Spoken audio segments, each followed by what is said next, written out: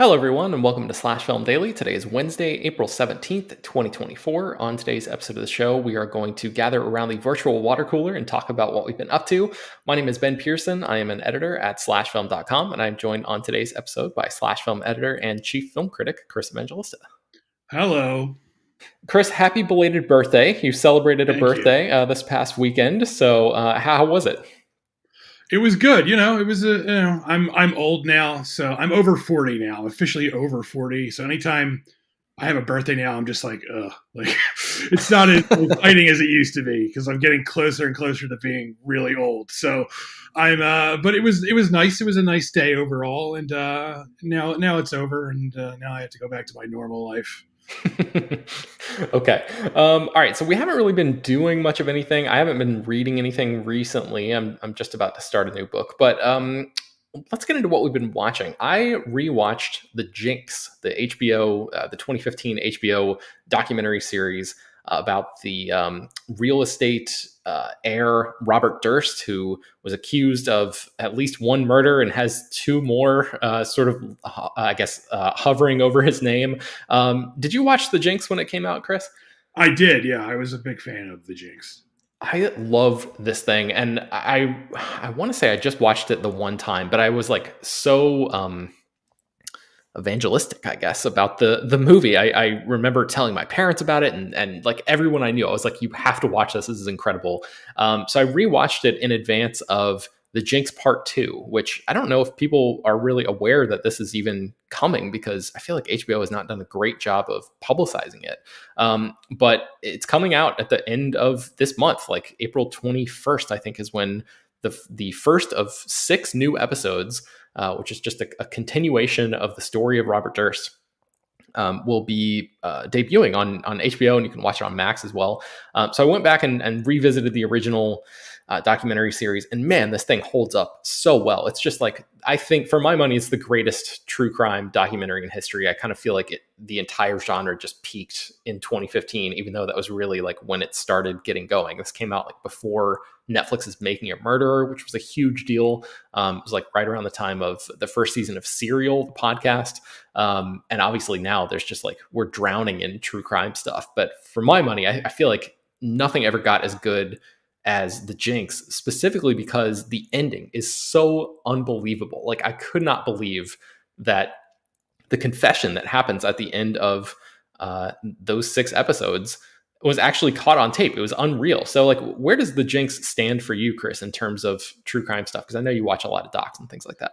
It's definitely up there. It's definitely one of the better true crime docuseries. I'm very curious about part 2. Like, does part 2 feel, based on what you've seen, does it feel necessary? Does it? Because I remember like Making a Murderer came out, and everyone was obsessed with that. And then they came out with the second season of that, and everyone was like, "Well, this wasn't very good."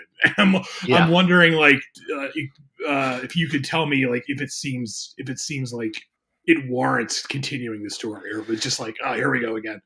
Yeah, so I was worried about that as well, specifically because like the legacy of that first season, if you want to, I guess is now what we have to call it, is so like perfect in my mind. I was like, oh man, I don't know if you're going to come back and maybe like ruin this or color the feelings that people might have about the original.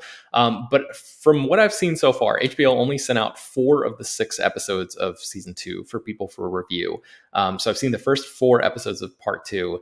And it's not quite as good just because Robert Durst is behind bars basically for the entirety of this show, and obviously for the whole of the original Jinx. He was like out in the world and doing interviews and all of that. And so now Andrew Jarecki, the director, has to kind of shift the focus away from Robert Durst a little bit. He kind of, it feels like Durst becomes like a supporting player in his own story to some degree, because Jarecki doesn't have the same access that he did the first to him as he did, the first time around. So to replace that, I guess Jarecki introduces this guy. His name is John Levin, who is like the LA deputy district attorney, who is basically the guy who's trying to put the case together against Durst. And he kind of becomes like the de facto new main character of this story. So There are still like plenty of revelations and like interesting things about it, and I would still call this like must watch TV. But the first batch of episodes of the Jinx set the bar so incredibly high that it's like almost impossible for anything to be able to live up to that. And it also feels weird to talk about the show knowing that there are two episodes that I haven't seen, like just because obviously the finale of the first Jinx is like the thing, like that's what really makes the whole show. And so I feel like I'm operating with one arm tied behind my back here, trying to talk about this show in a real way. But yeah, I would say it's definitely worth watching if you're a fan of the original. Just know that like the scope, it feels a little bit different because the scope is and the focus has kind of changed a little bit. But yeah, man, I'm very excited to see where it goes and if they're going to be able to, because like I'm going to spoil real life for anybody who knows the story or might be interested in the story. So if you don't want to know anything at all, skip ahead a few minutes. But Robert Durst died in 2022, so like there's not much really that he can do in terms of like a jaw-dropping finale in the same way because we kind of know how this story ends. So I am curious, like, what these new episodes are building to, and if it will feel like a truly satisfying conclusion in the final two episodes that I haven't seen yet. So that is the Jinx Part 2, which premieres on Sunday, April 21st. I also watched, for the first time, Elaine May's movie Ishtar. Have you ever seen this? This is like a notorious movie, Chris. I actually have never seen this. I just know of its reputation. Yeah, so it's streaming on the Criterion channel right now, and I had never seen it either. It came out in 1987. It's written and directed by Elaine May, and it stars Warren Beatty and Dustin Hoffman, and they play lounge singers who are like the worst lounge singers that you can imagine. They're like these kind of bumbling songwriters who are not good at their jobs at all. They're really like down in their luck, and the premise of the movie is these terrible lounge singers are basically so bad that their agent can only get them booked in Ishtar, which is a fictional country that borders Morocco in this universe. And thanks to a series of cartoonish mix-ups, they kind of unwillingly get wrapped up in this espionage scenario that could destabilize the entire Middle East. So it's a really goofy movie in that way. I can understand why people kind of hated this when it came out because it's not really what you would expect from a Warren Beatty, Dustin Hoffman movie. It definitely has its own wavelength in terms of like its sense of humor, but I found a lot of it to be pretty funny. Like Charles Grodin is in this, and he always cracks me up in pretty much everything that he's in. So he has a supporting role here, and he made me laugh a bunch of times. But yeah, this movie has become synonymous with box office bomb. It was like for years and years and years, probably before like John Carter and The Lone Ranger and Disney's string of flops in like the 2012, 2013 range. This was like the movie that everyone, even people who hadn't even seen the movie, associated with, oh God, this was like a gigantic failure at the box office kind of thing. So I was curious about it, and it's on the Criterion channel right now because it's in like this series they have, this collection they have, I guess, showcasing movies that won Razzies over the years, and in a way to basically say like the Razzies suck. Here are, here's these movies and like judge them on your own terms kind of thing. So I just finally got a chance to watch this movie because I think it was like not easy to see for a long time. And I would say I'm glad that I saw it, but it's not really a movie that I think I'm going to be like throwing on, into my regular rotation or anything. I would be really curious to know what you think about it, Chris, because it kind of feels like it's maybe a little bit more up your alley than mine, just because I feel like you have like sort of an affinity for movies from this era, and they're like it's shot on location, and there's like a lot of I don't know, there's just a lot of like style and personality to it that and kind of like an endearing quality to it, even though the movie performed terribly at the box office. So I wonder if you might think it's like a secret masterpiece or something like that. So yeah, I'll have to check it out. Yeah. All right. And then the last thing that I watched is I rewatched Spike Lee's Inside Man from 2006. I found myself having this experience where I saw this movie like one time in theaters when it came out. And I remember there being like some big moment in it. And I couldn't remember what it was. I couldn't really remember any of the details about it. So I threw it on. It's streaming on Netflix right now.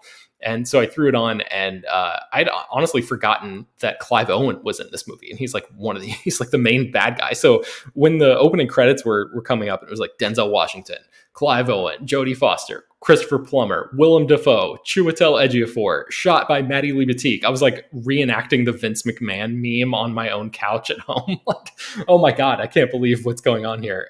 And I really enjoyed this. It's like a really, really solid heist movie. What have you seen Inside Man? I assume you have. I did. Yeah, I saw it in the theater when it came out. So what'd you think about it? I love Inside Man. It's great. It's one of my favorite Spike Lee movies. It's just one of those movies that just really, really pops when you're watching it. You're just like, hell yeah, Spike Lee. So good. It's like, Yeah. Like I don't want to say like he's an underrated director because he's not, but every time I watch a Spike Lee movie, I'm just like, God damn, Spike Lee is a good filmmaker. It's just like, I don't know. It's like I memory hole it until I watch his movies, and I'm just like, oh, that's right. He's like one of the best around. Yeah.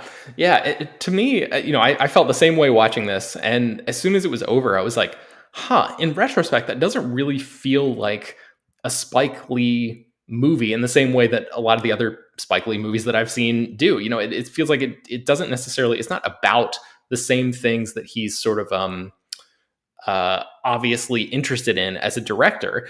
And I was looking it up, and apparently Ron Howard was originally going to direct this. And I was like, oh, that makes a lot of sense. And then Spike Lee ended up taking it over. I think Ron Howard went off to make Cinderella Man with Russell Crowe, and Spike Lee ended up taking it over because he wanted to, because Sidney Lumet's Dog Day Afternoon is one of his favorite films, and he wanted to make like his version of something like that.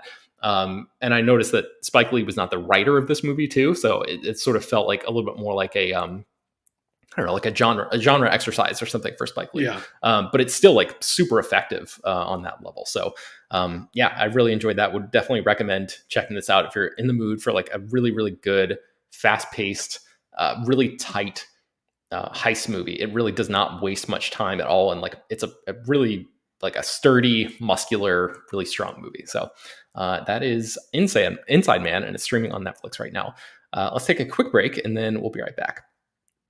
All right, Chris, what have you been watching recently? So I felt like rewatching Twister recently. So I rewatched Twister. And, Twister, I don't think I would call Twister a good movie. It's a very silly, silly movie where there are lines where it's like, he's not in it for the science, he's in it for the money. And it's just like, it's really corny, but God, do I love Twister. It is such a delightful summer blockbuster that really just moves. It has an incredible cast.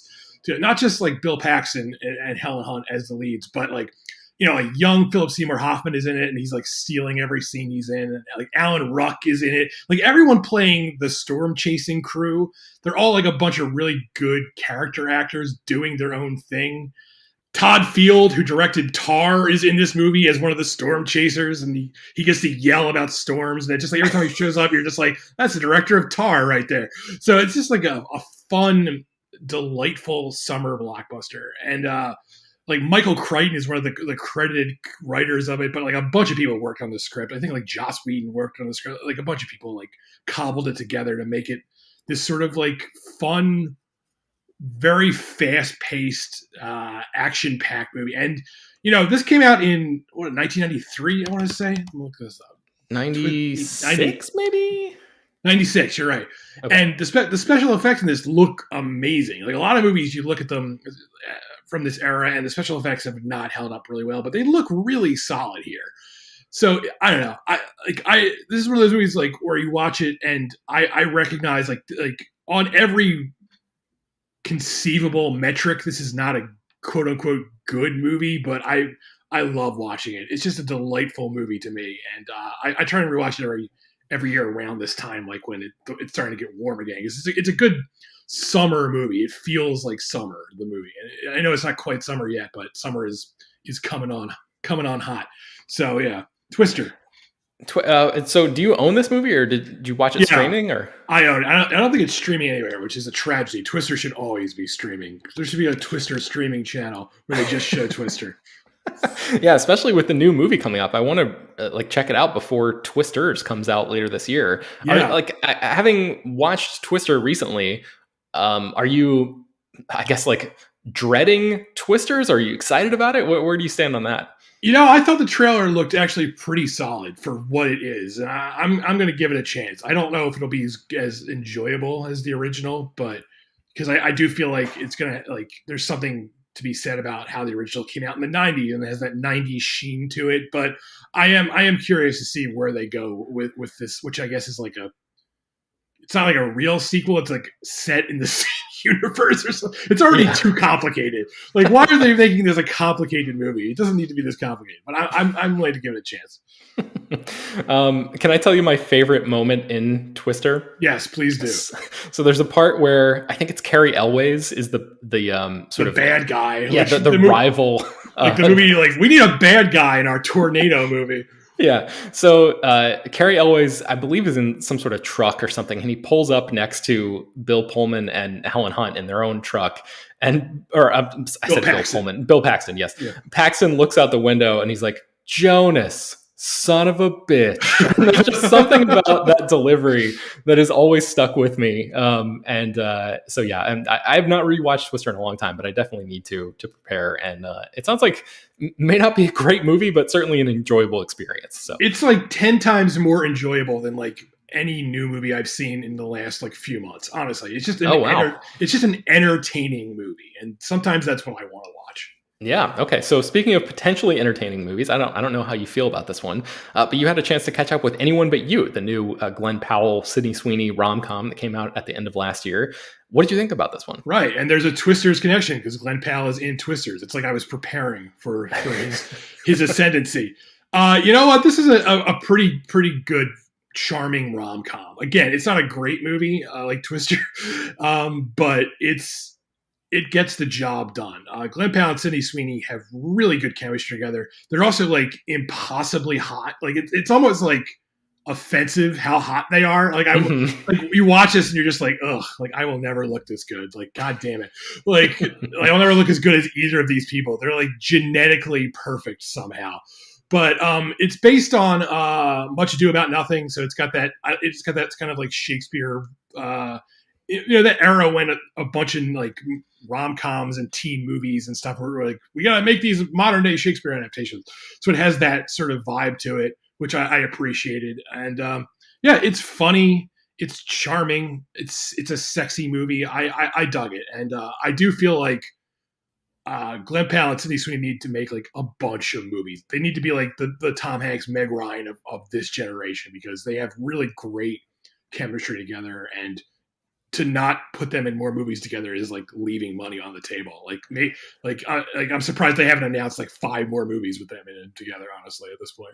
Yeah, I remember thinking the same thing about Glenn Powell and Zoe Deutsch when they starred in Set It Up on Netflix in 2018, I think it was. And those two just never made movies together again. And I think people have asked Sydney Sweeney, because she produced Anyone But You, like, hey, are you teaming up with Glenn Powell again sometime soon? And she said something along the lines of like, they're talking about a project, but I don't think they've settled on anything yet. Yeah. But yeah, I fully agree. That would be really awesome to see them continue. I have to ask you about Sydney Sweeney in that movie, though, because I remember when I saw it and talked about it, I was like, I don't know, man. I don't know if she has it. Like, I don't know if I was feeling her acting in this movie. And now I kind of feel bad about it, especially because Immaculate came out, which I still haven't seen, but everybody seems to say like she's terrific in this. And I've seen her be good in stuff before. But there was something about her performance in Anyone But You that just like, I don't know, it didn't quite gel with me. And I'm curious if that was just a me thing or if you thought the same thing or what. Like, they definitely have chemistry together, but like all the scenes where Sydney Sweeney is asked to, sort of deliver exposition or like carry the movie in an emotional way, not with Glenn Powell in the frame. I don't know. I just felt like something was a little off there. Was that just me, or what do you think? She has a, I saw her in this movie called Reality, about Reality Winner. Have you seen that yet? I did. Yeah. She's phenomenal in that. Like, I've actually never seen Euphoria. I never watched it. So the first thing I really saw her in was Reality. And I thought she was like dynamite in that movie. And I haven't seen Immaculate yet either. I do think she's like, between her and Glenn Powell, she's the weaker of the two in this. She has like a sort of mumbly line delivery in this movie. I don't know if it's like something she chose to do for this movie or what, but like she kind of mumbles her lines a little bit. And I think that's sort of like distracted me, because she doesn't do that in Reality. And it's like, I don't know if it's like this is how I'm playing this character as someone who mumbles or something. I don't know. Yeah, but it's just like, but I don't think she's bad by any metric. I liked Glenn Powell a bit more in this. Yeah. Okay. Yeah, that's fair enough. Yeah, and I can't wait to see Immaculate because I've heard she's like unreal, especially at the end of that movie. We have like a couple articles up on Slash Film about like how committed she was to that role and how sort of like bonkers the ending of that movie got. And she, I mean, say what you will about her, but like she's out there producing stuff and like making opportunities for herself and like giving people what they want, because Anyone But You is one of the first big studio rom-coms in a while that like really worked. So like financially and critically and for audiences and everything too. So like more power to her. And I just hope that, yeah, if that was like an acting choice or something that she made in that movie, then maybe she'll make different choices going forward or something. I don't know. Okay. I think that's going to do it for today's episode of the show. You can find much more about all the things we talked about at slashfilm.com. Slash Film Daily is published every weekday, bringing you the most exciting news from the world of movies and TV, as well as deeper dives into the great features you can find on the site. You can subscribe to the show on Apple, Overcast, Spotify, wherever you get your podcasts. Send your feedback, questions, comments, concerns, and mailbag topics to us at bpearson@slashfilm.com. Make sure to leave your name and general geographic location in case we mention your email on the air. Don't forget to take a minute to rate and review the show on Apple Podcasts or Spotify. That really does help us out a lot. Tell your friends about the show any way you can. Thanks so much for listening, and we will talk to you